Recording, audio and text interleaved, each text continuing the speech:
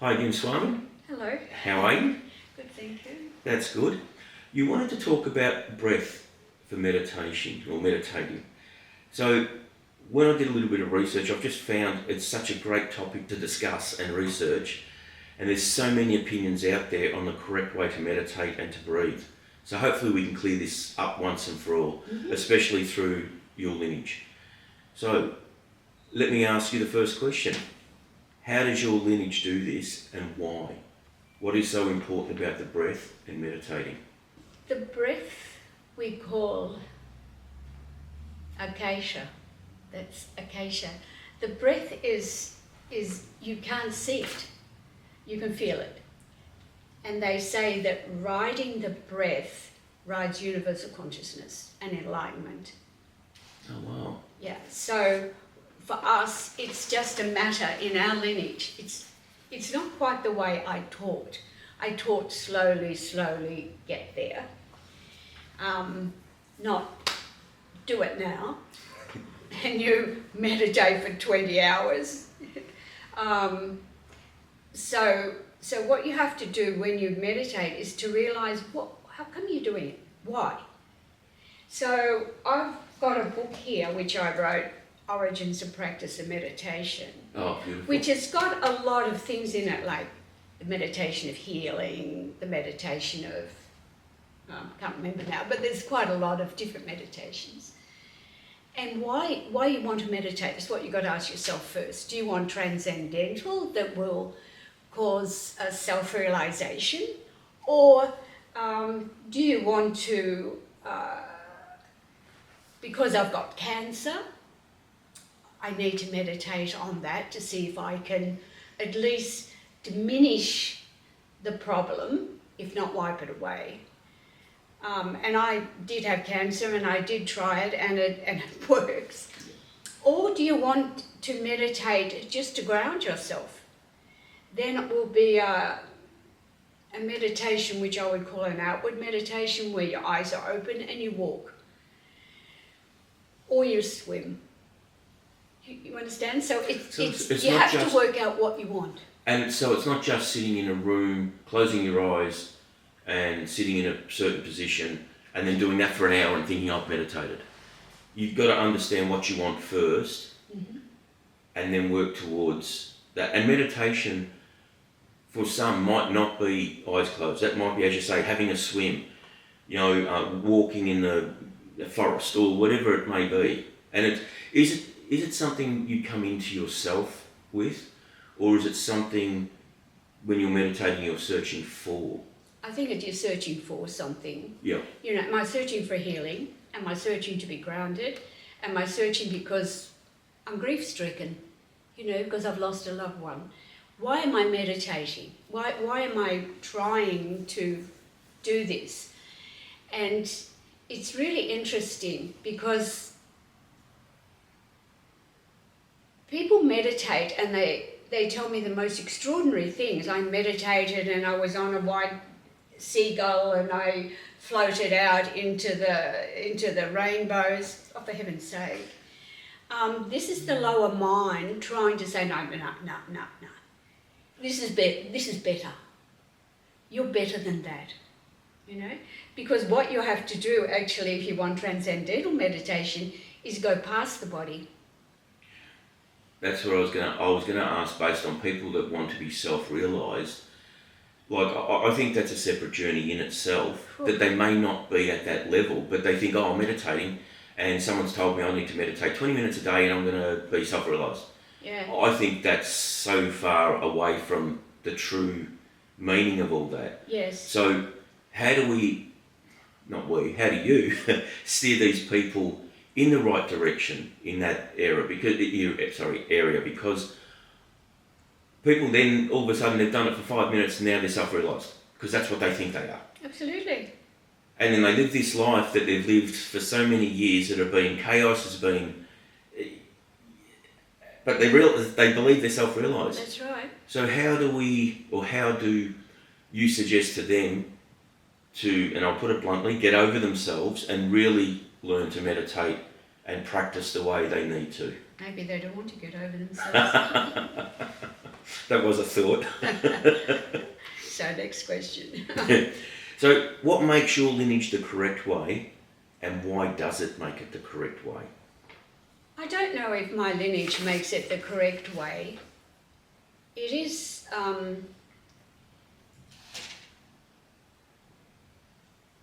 it is a lineage that doesn't take you by the hand and say, now, next step. But I think it is, because it gives you all what's happening. You know, you're not going to be self-realised actually in 20 minutes. No, it might take 20 lifetimes, 200 lifetimes, who knows? It depends on your action and reaction. So if you draw near... to circumstances around you. Okay. So if you draw near to wanting to really get the best out of it and follow your lineage in that way, you can over time.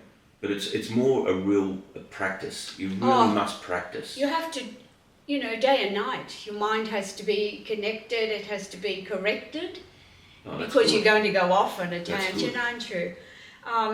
So, and I always say, even in this book, to meditate, you have to contemplate, discriminate, meditate. So before you can actually go into a deep meditation, all the thoughts are happening. So you have to get rid of the thoughts. No, you can't get rid of the thoughts, because they'll always be there. You have to get past the thoughts.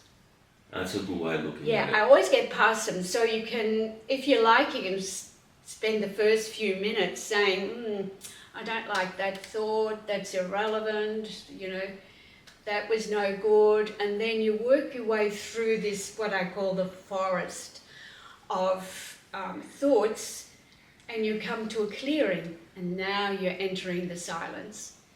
So then you can meditate. That's good.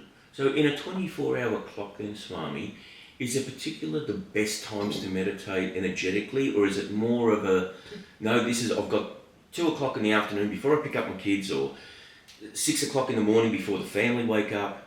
Is it horses for courses, or is it more, if you can get into this routine or this pattern, this is going to help you? Find a time that's right for you, because that's the important part. The time that's right for you when, the kids might be at school, or it might be the baby's afternoon sleep or morning sleep or whatever. You've done the chores of the day, or you're at work and there's a meeting, and then you go back into your office and close the door and meditate. You can do it whenever you've got a time, but try to do it at the same time, because you form a habit. And once you form that habit, your body will, you'll eventually find it goes into autopilot, doesn't it? It just goes bang. And the thoughts will be moving away. And does your energy, when you're in that routine, that pattern that you've chosen, does your energy then think, no, it's my meditation time now? Because then you start to train the mind and the body to say, no, I do meditation at 3 o'clock, so I've got to find a way to get this problem solved before then, because at 3 o'clock I am going to meditate. You start to give yourself that reward for making sure that you keep to that pattern, because habits are hard to break once they're a habit, but they're also hard to create, because every day is different, and you think, I'll do it later, No, even when I was working, in the hotel industry, I had the auditors come one day and had to wait until I finished meditation. That's good. No, because you gave yourself that time. Absolutely. And no one was going to break that. Receptionist, everyone knew, assistant manager knew, the boss is meditating. Yeah. No one goes in now. Yeah. The only problem is if you're not the boss and you're working for somebody and you're doing it at 2 o'clock in the afternoon. If you've got your own office, but this open plan is not too good for that. So then you should do it in the morning or evening. Not when you're too tired. So you've got to be up and about. So you've got to. The mind has got to be ready. Yes. Even if you clean your teeth and wash your face and hands in cold water before you start. Yep. Yeah. Just get yourself aware, because the thoughts will take over. Yeah, that's true. Just wondering, when I was doing a little bit of research on this topic, I seen things like 333 or 444 and 888, and it's hold the breath, breathe for 3 seconds, hold the breath for 3 seconds, breathe out for 3 seconds. Why do people or so-called experts confuse something that could be simpler? Because when someone's researching something, there's just so many different webs. How do people know they're doing it right? And how do they know what works for them is the right way to breathe and meditate? Probably a power struggle by the people who are writing it. Ah. Yeah. Makes you feel important. See, there's the thoughts gone bad again. Yeah. You don't look. If you want to sit in meditation, you're going 1, 2, 3 in, 1, 2, 3 hold, 1, 2, 3 out. Yeah, I don't get it personally. No, That's why I what's asked the happening question. is A, you're not feeling the breath. No. You're not connecting with it, and B, you're putting more thoughts in your mind. Yeah. You don't need these Because all thoughts. you're doing is counting. You're just constantly counting. Yeah, exactly. So, are there any stages of breathing in meditation or the breath in meditation? Because my question says, what are the 4 stages of breathing in meditation? But there might not be 4. So I've rechanged that question to what are the stages, if any, of breathing in meditation? I think it's just to get yourself settled. And the way to get yourself settled is to breathe abdominally. Now you can't breathe abdominally. No, your abdomen doesn't breathe.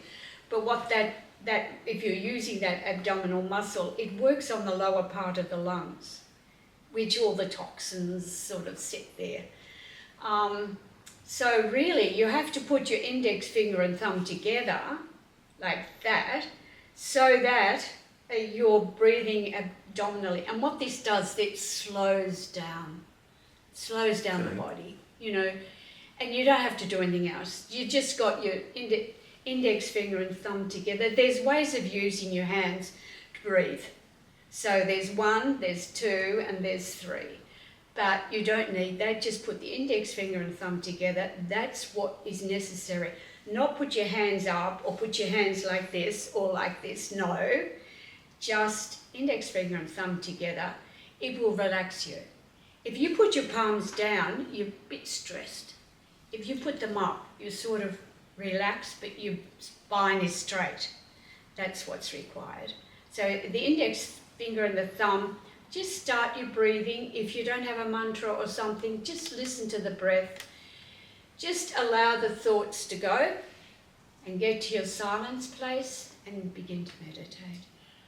So with breathing itself, would there be deep breaths in meditation? That's a deep breath. If you breathe abdominally, you breathe in and you'll breathe long out, because the longer you breathe out, the more you'll relax. You have to be relaxed beyond relaxed. And would that be in through the nose, out through the mouth, or is it just a in, out? In, out, that's it. Yeah. Using the index finger and thumb, that will take it where it should. Now this is probably a little question from left field. Should you stop your breathing during meditation at all, or should you always be breathing through meditation? If you stop your breath, you'll die. But you could hold it for a little while. Why? So that's my question. Why you don't need to hold your breath in meditation. To. But while you're entering into, the breath is the vehicle to meditation, and the mantra is a vehicle to meditation. Don't have a mantra, use the breath. Yeah. So what you do with the breath is you breathe it in. You can hold it for a moment or even swallow and breathe out. But you're not in meditation yet. You're only relaxing yourself, getting yourself organised for meditation. That makes sense. How do we get to a deeper state of meditation? And that's a hard question, because you need to have, your mind correct. You need to have everything in order, and you need to let your body and your soul connect without interfering. So that would take practice. Practice. And the ego says, well, I know what I was doing, because, I had a tingling in my spine and the top of my head, and tipping my toes or something or other, and I know I'm realised. No, it's not that. You're interfering. Don't interfere. Let it take its course. So as long as you keep doing that, as you said with habit, then it becomes a habit, and then you get that slightly bit better, slightly bit better. Yeah. But people, like everything today, it's instant coffee, instant everything. They just expect, I'm going to go into meditation now, I'm self-realised. Yeah. All in 20 minutes. Yes. Yeah. How, and I believe it is true, but is it true that meditation can relieve stress, and if so, how? Yes, it can relieve stress, because once you go into that silence, everything else is forgotten. And when you come out, you're different. The stress is floated away, if you like. Yeah. But it will be still caught in the auric field if you don't do something about the stress, the thing that's giving you the stress. Yes. Whether it's a relationship or whatever, usually it's relationships. And if that's giving you stress, it'll come back because the memory is still there. And you'll think, oh, I'm really good, and then, oh, I'm getting stressed, what am I going to do? That's true. Yeah. So sometimes, would meditation help you solve that stress problem? Yes. So would it come through and say, you know what, just relax, take that breath and speak to that person and do what you need to do? Like, is it that type of... Yes, that's got a lot of benefits on the way, meditation, and one of them is you'll finally realise the source of the stress and think, no, I don't want this anymore. Yeah, that's a good point. I know we've touched on it, but if we can go a little bit deeper, how do you switch your mind off from the worldly things during meditation?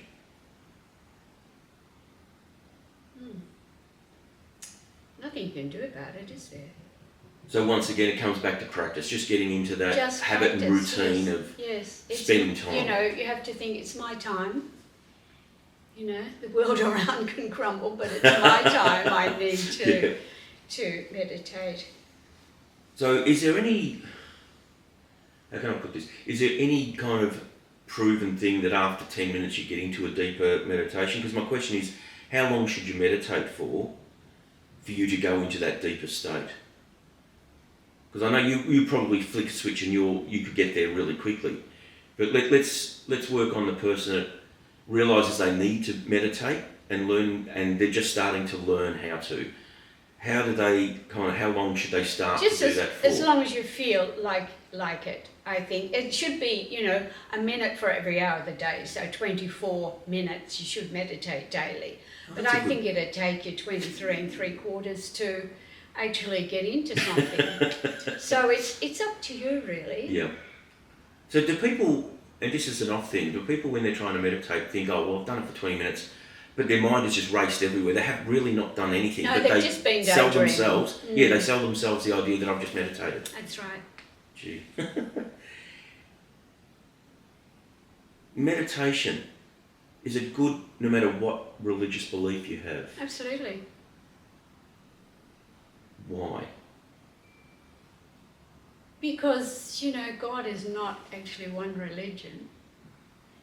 And God is not a person or anything like that. The yogis believe that God is avyaktam. Actually, he's the super consciousness or the super consciousness. So it doesn't matter the religion. That's good. I've never found, and I was asked yesterday, does my religion conflict with being a Swami? No, it doesn't. Not at all. I think it's very compatible. If you believe that there is one true God, then who cares what they look like, or So that's a good answer. who they are, or doesn't matter. Yeah.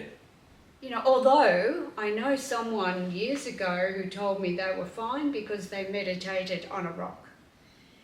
I'm not quite sure if that was their God or not, but there you go.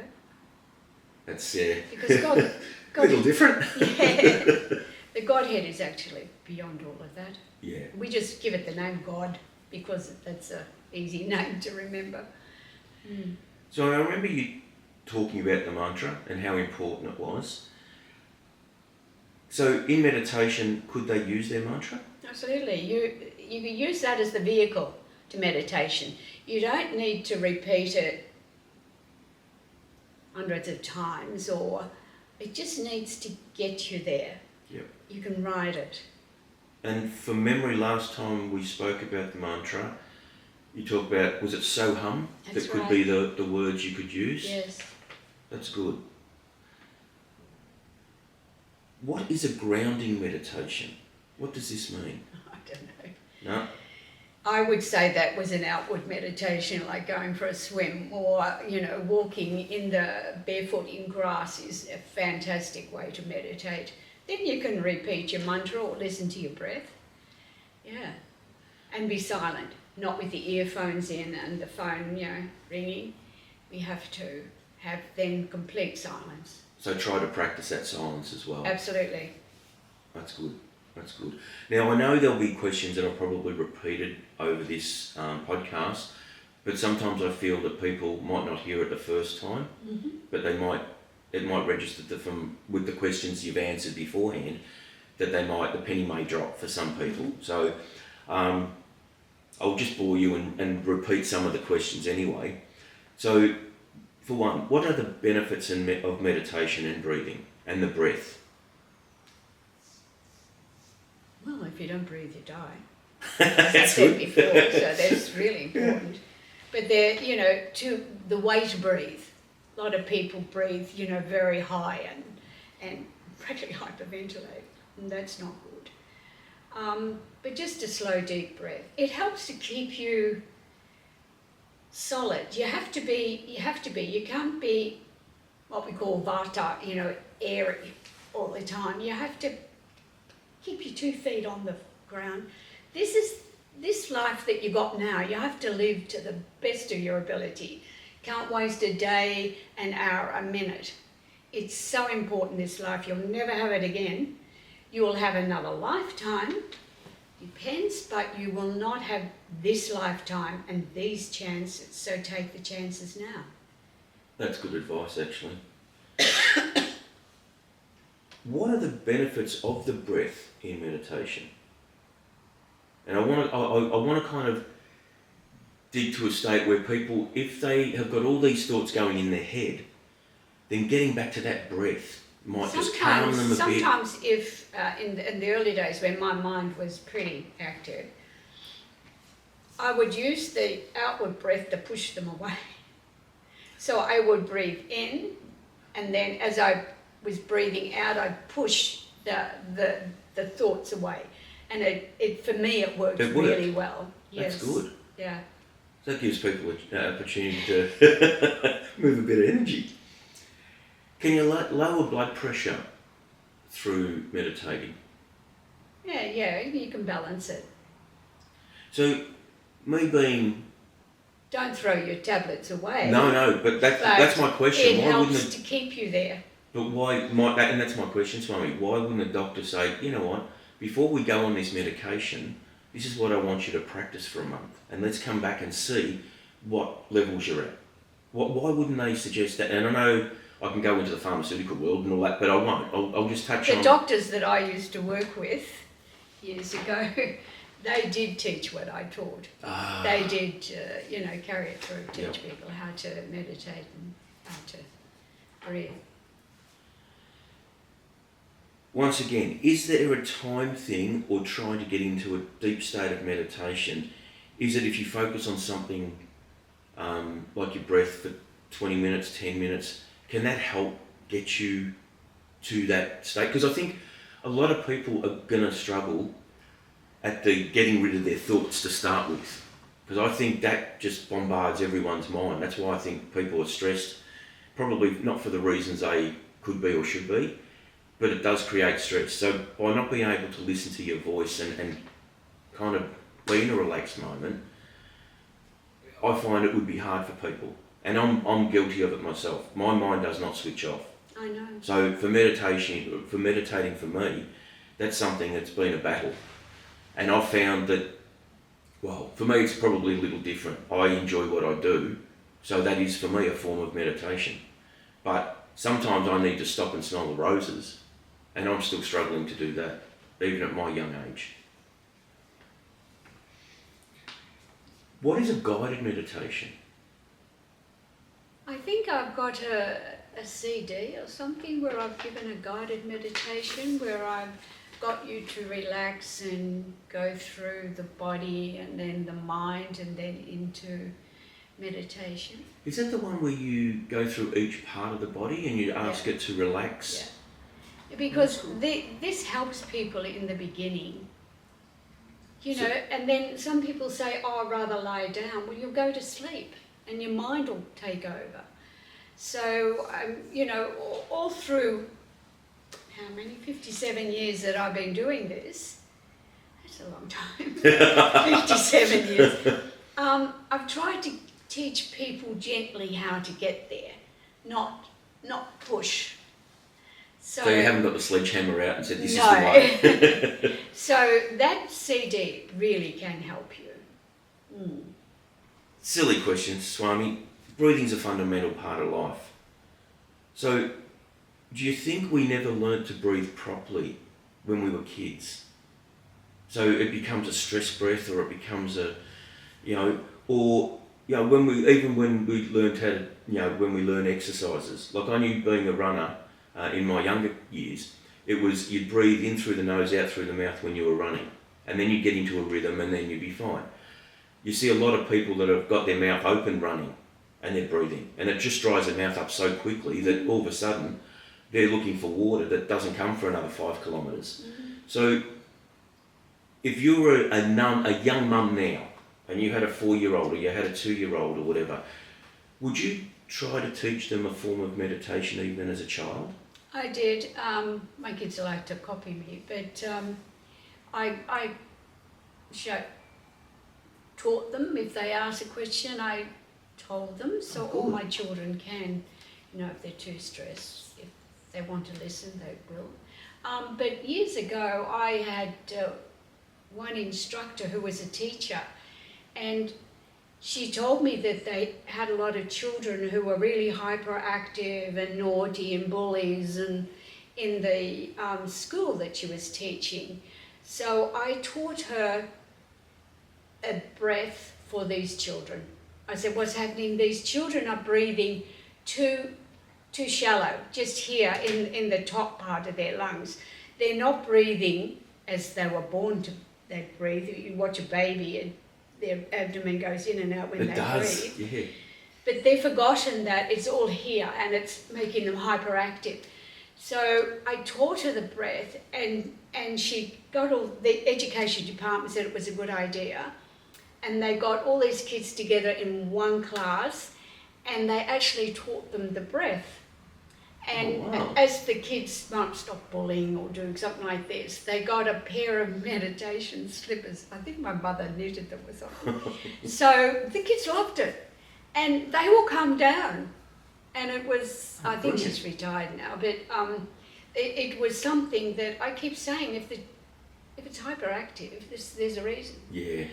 I know my granddaughter one day, I gave her some ice cream or something, and she jumped off the table and ran round the table, and I said, excuse me, a dining table you sit at?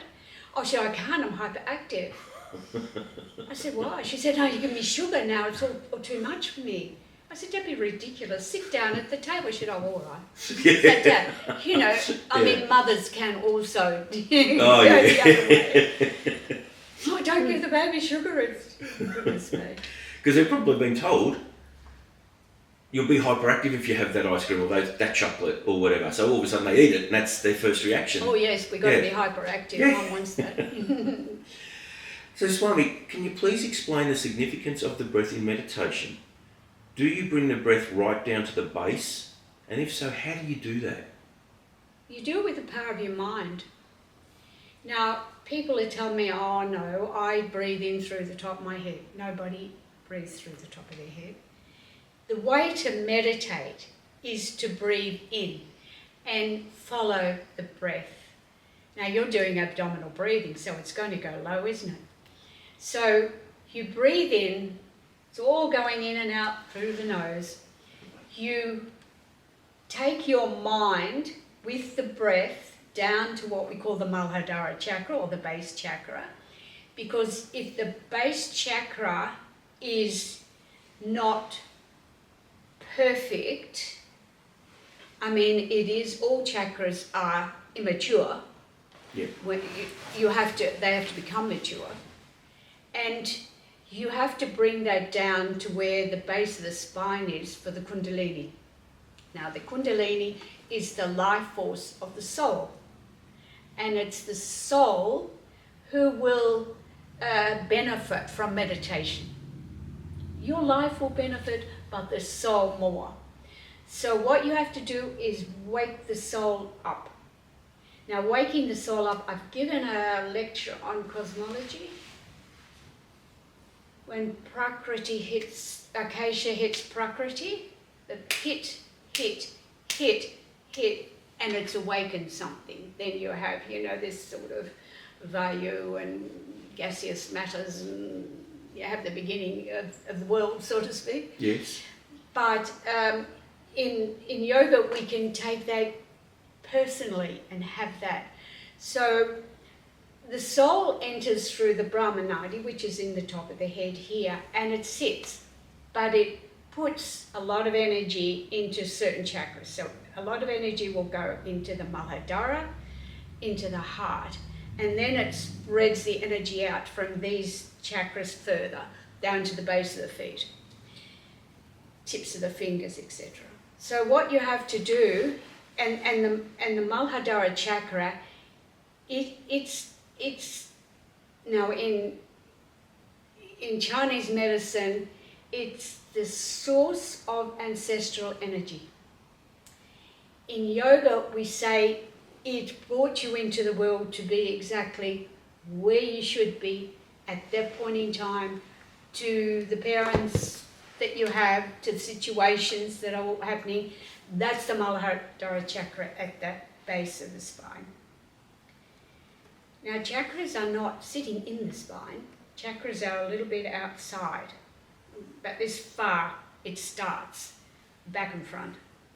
So what you have to do is bring the pranic energy down into the base of the spine and hit it. See, get me? How do you hit it though? The breath will hit it. If you take it right down, the breath hits it. If you keep your mind and follow that breath down there. Now you can breathe out, doesn't matter where it goes. You can take it to the heart, that helps you too. Yep. That chakra as well. So if you repeatedly do this, the Kundalini might move a bit. It doesn't rise, like you don't want it to rise quickly because you go to be a nutcase. So what you want it to do is just awaken. So if it awakens, the soul starts to awaken.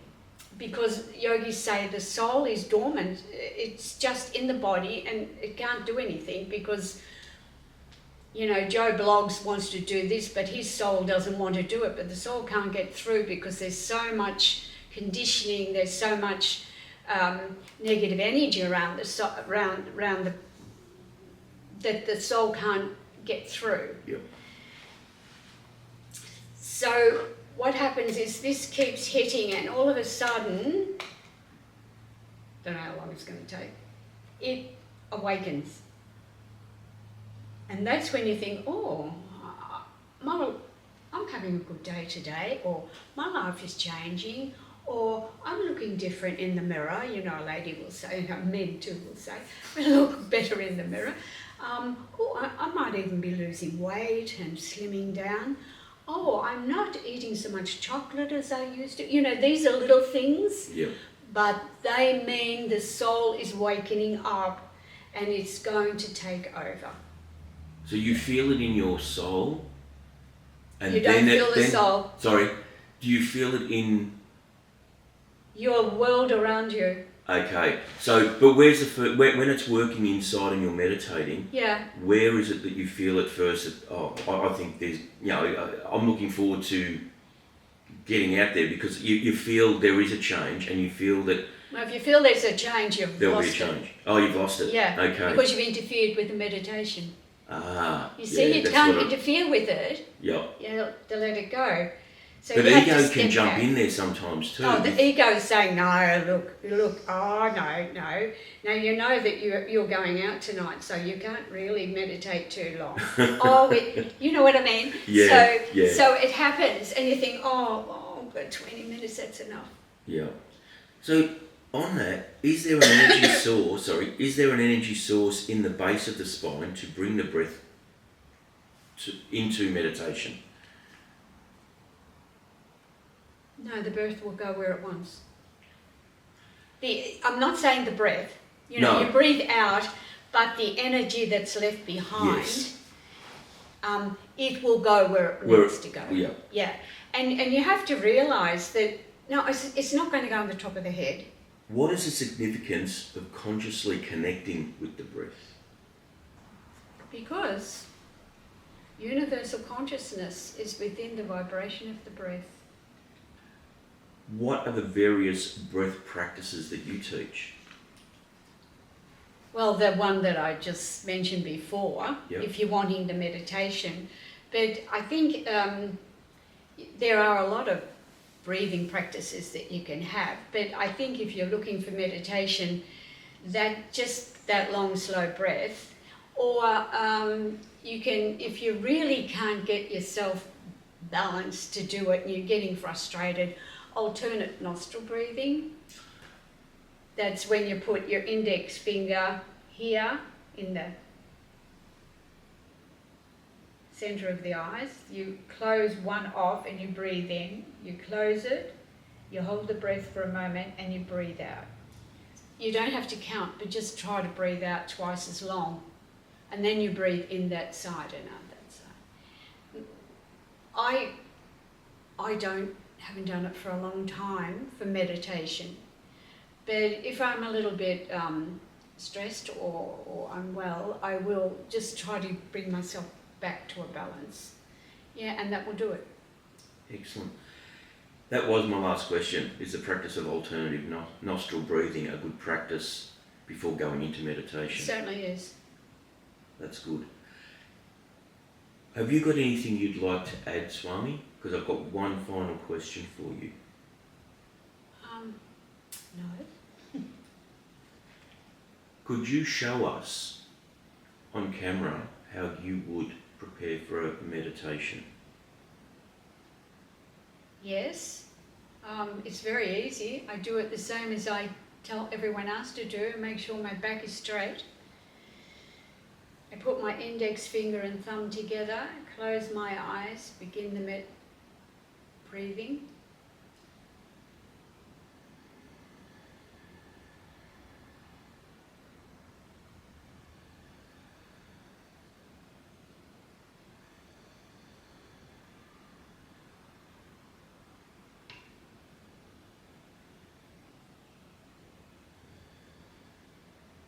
And then Brilliant. my Kundalini finds its little spot and I meditate. We'll leave it at that, Swami. Thank you so much. Thank you for joining us in another episode of the Teachings of Samata. For further information regarding these teachings with Swami Durgananda and the products, please check out the website below. To follow along with this journey, please subscribe for more. And thank you. We hope to see you again soon.